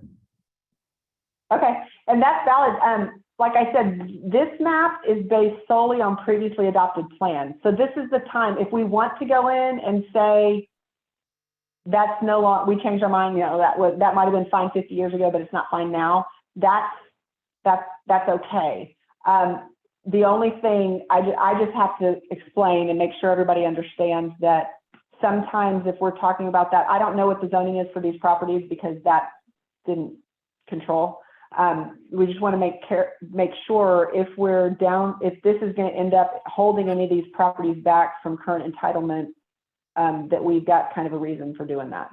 Sure, yeah, yeah. that's not my intention at all. And I think those are, most of that area right now is distribution centers, which are, you know, ostensibly storage facilities, Okay. which in my mind is Yeah. very different from heavy manufacturing. I just, Yeah. you know, we're trying to be cognizant, sure. trying to be a good neighbor. Yeah, totally. Carissa, can you? Okay, so I've got that flag. Carissa, Yes. would you mind briefly talking about how overlays play into all this? Because there was a question earlier about military lighting overlay and military overlay. Thank you so much. Okay, so I feel like we have the funnest job, Ellie. I love this stuff. So the land use plan, as I said, is policy, so it's going to guide future decisions related to zoning. Well, in the world of zoning, these overlays trump anything that the zoning entitlements say anyway. So if you're in an overlay district, because that's the stricter regulation always controls. So someone in the chat box towards the beginning of this presentation asked about like the MAOZs and all the military overlay districts and overlays. Any overlay, whether it's Edwards, aquifer, or military lighting, or even if it's a historic district, any overlay, the regulations imposed by that overlay control any regulations of the underlying zoning. So this land use plan has nothing to do with any of that, because if there's a height restriction based on a military overlay, that height restriction controls no matter what your zoning is, no matter what your land use is. So everyone in an area has to comply with those overlays because they protect the public interest. Like if you're in an Edwards aquifer recharge zone, it doesn't matter what your property is zoned, you got to follow any additional regulations related to that. So anytime there's an overlay, the standards that are required by that overlay are on top of or supersede the standards of the base zoning. So in a sense, the land use plan doesn't speak to that at all. In our final maps, for a lot of these areas that have those types of overlays, our final maps, we kind of indicate those zones in some way so you can kind of see them. But if your property's in that area, the regulations of that overlay trump anything else anyways. And you know you have to comply with that stuff. So that's a compliance issue. And it doesn't matter what your land use is, you're going to have to comply with that. Does that make sense? Okay. That was a good question. Oh, thank you, Dave, for confirming that. Yeah. So those, the heavy industrial land use is zoned for heavy industrial right now. Yeah.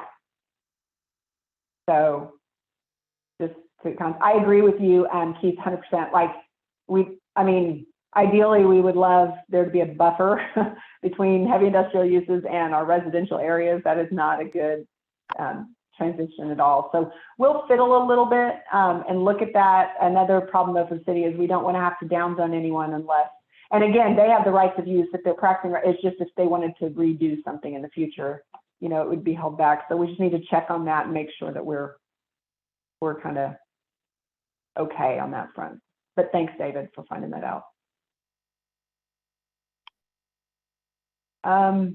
Okay, so how much time do we have left? Not much. Wow.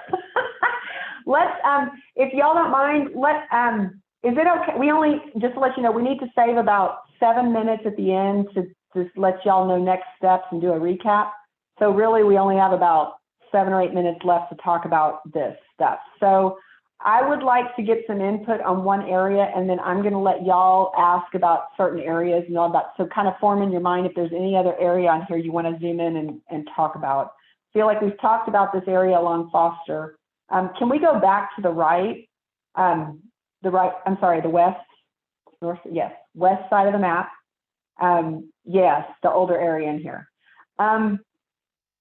can anyone in here give me some context for these are key like neighborhood corridors, like Martin Luther King Drive, East Houston, and W.W. White and Rigsby. Like these are such important corridors. Are there any of those four that any of you have any strong opinions about that need something or where this is wrong as you look at those four? Because I do feel like they're pretty important. I would say the Houston corridor, because it would be a future rapid transit corridor. Okay. So you're asking in terms of change of land use? Yeah. That I see a lot of low density residential. Yeah. And it would be more appropriate along a commercial, along a transit corridor to have an urban mixed use. Yeah, designate that whole corridor. That's what you're saying? Right, and even you could even go to regional mixed use along at 410. Yeah, I'll tell you, I worry about making W.W. White regional mixed use. I feel like that's a super high, that's the highest level of permission of any of the land use categories. So it allows really high residential zoning, like it's the highest, and then super high.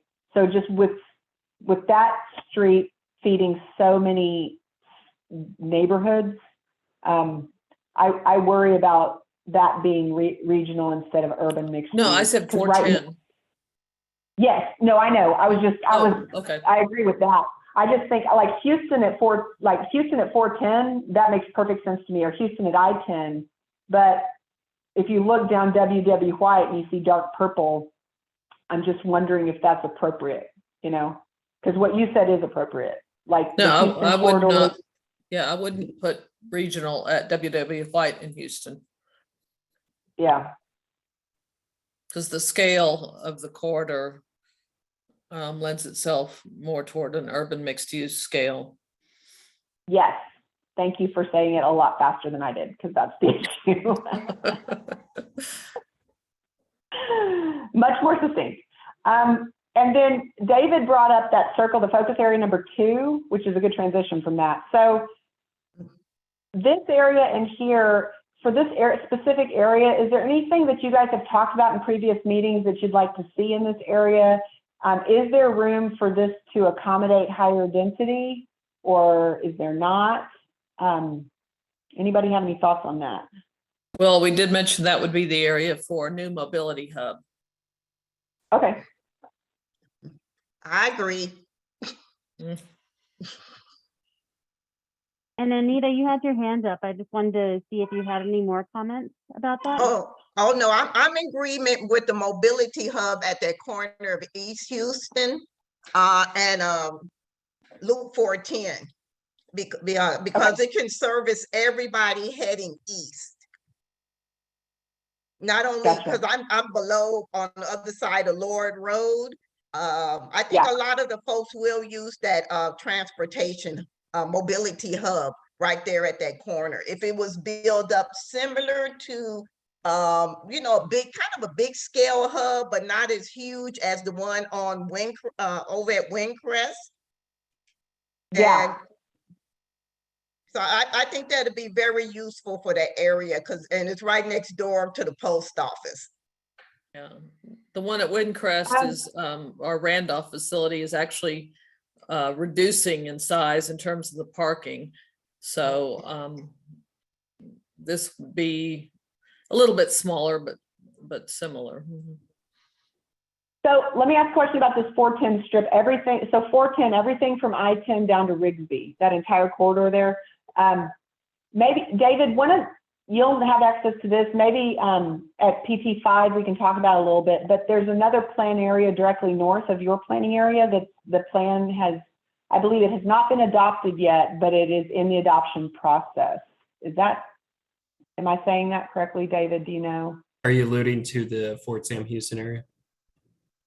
The Fort Sam is to your right, but directly up from you I believe isn't it the I-35 410 one that was done in phase 2? That's correct. That one I think is currently going through the adoption process. It's not quite adopted yet, but it's currently going through it. So we should probably at some point also just look at the continuity of those two plans, you know, how they kind of fit together up there. But so for your area though, everything from I-10 down to Rigsby, the only question I had for you is there any, remembering that mixed use will allow for residential, which means it'll allow for multifamily, it will allow for vertical mixed use, it will allow for higher density residential. Is there any reason why that would be inappropriate along 410? Like, is there any area along 410 that needs to be strictly commercial, strictly industrial, no type of residential at all? I think Troy had his hand up first and then Dwayne. Yeah.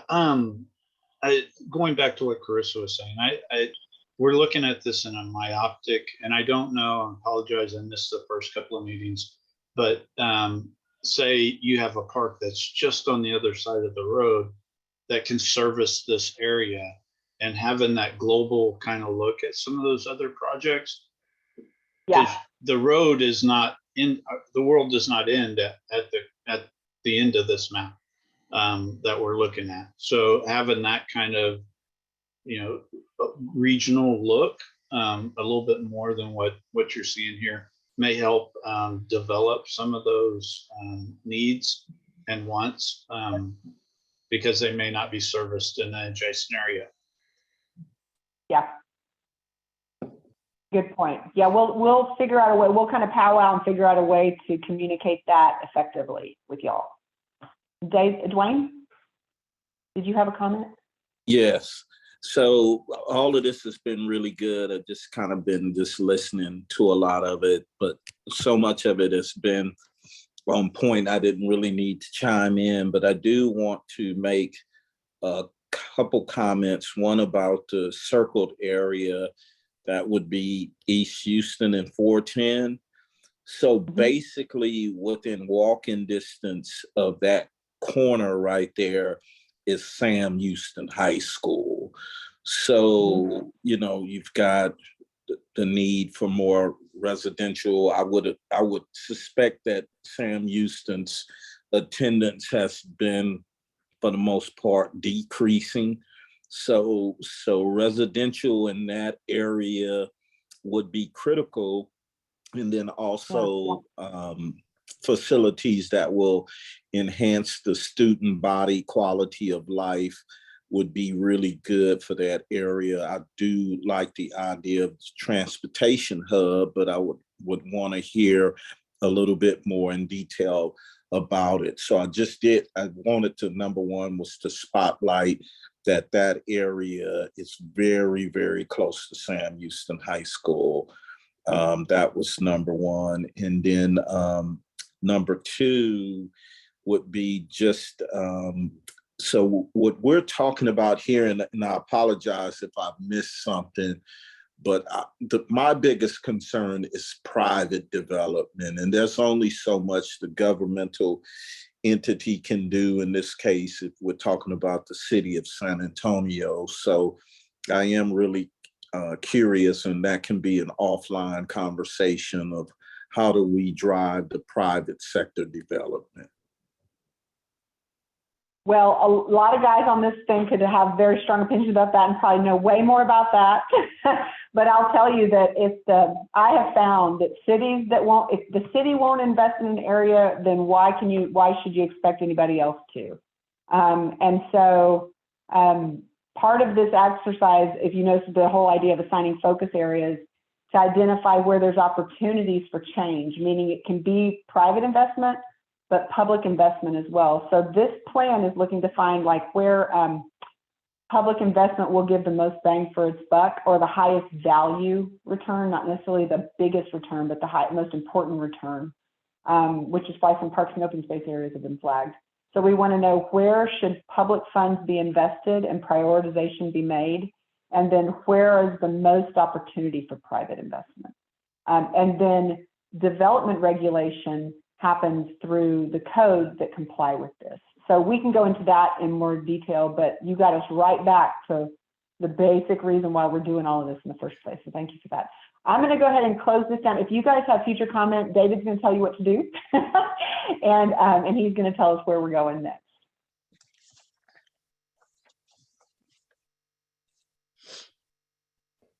Great. Thanks, Carissa, and thank you, Ellie, also for facilitating, and really great comments from you all. This has been a spectacular conversation. Of course, we'll provide some follow-up materials following the meeting. So if you do have further comments, we can certainly send out the mural notes that we pulled up and share that with you all. I also want to make a note too, that sometime in late September, all of October, I do plan on reaching out to each respective planning team member and kind of doing one-on-one kind of time and kind of going more in depth into these maps and into the focus area specifically. So just keep that in mind, that I'll be reaching out to you somewhere around that time after the 4th planning team meeting, so we can really make sure we get your comments in that is accommodated for. But just as a recap, we do have our Far East website. We currently have materials up there in our document library, so definitely feel free to check that out or share it amongst any kind of partners or residents within the area. Definitely feel free to share this website with them. Next website, or next slide. And so with the next steps, definitely for next week, I encourage you to attend to our SHIP presentation. That's going to be presented by our Neighborhood and Housing Services Department. So they're going to be speaking about our strategic housing implementation plan. So it's going to be a very interesting discussion surrounding housing specifically. And make note, for our next planning team meeting, we are going to also take a look at land use again, but through a housing lens as well. So it'll be especially important to be in attendance for that one. If you're able to make it, I highly encourage you to come. That's going to be next Wednesday, August 24th at 6 p.m.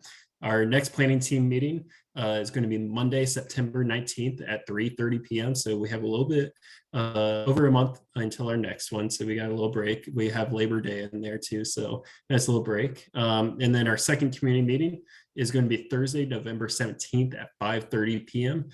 So it's going to be kind of in the mid part of March, or sorry, not March, November for the second. If you have any questions or you want to reach out to me, or even if in the meantime you want to set up a meeting with you, you can of course email me or call me. Happy to discuss with you, assist you in any way I can. And with that said, does anyone have any outstanding questions or any comments before we leave for tonight? David, this is Christine. Do you know if the 19th is going to be in person or Zoom? It'll be virtual still. Okay. Yeah. Thank you. Yeah. Any other questions? Well, awesome. Thank you all again for your collaboration tonight. Really appreciate your time, especially being on a Monday night. I know we're getting into the season where we're about to get into Monday Night Football, so we'll be worried about that. But thank you again for attending and your time tonight. Again, if you have any questions, feel free to reach out to me. But otherwise, have a good night, and thank you all for your time. Thanks, Dave. Thank you all.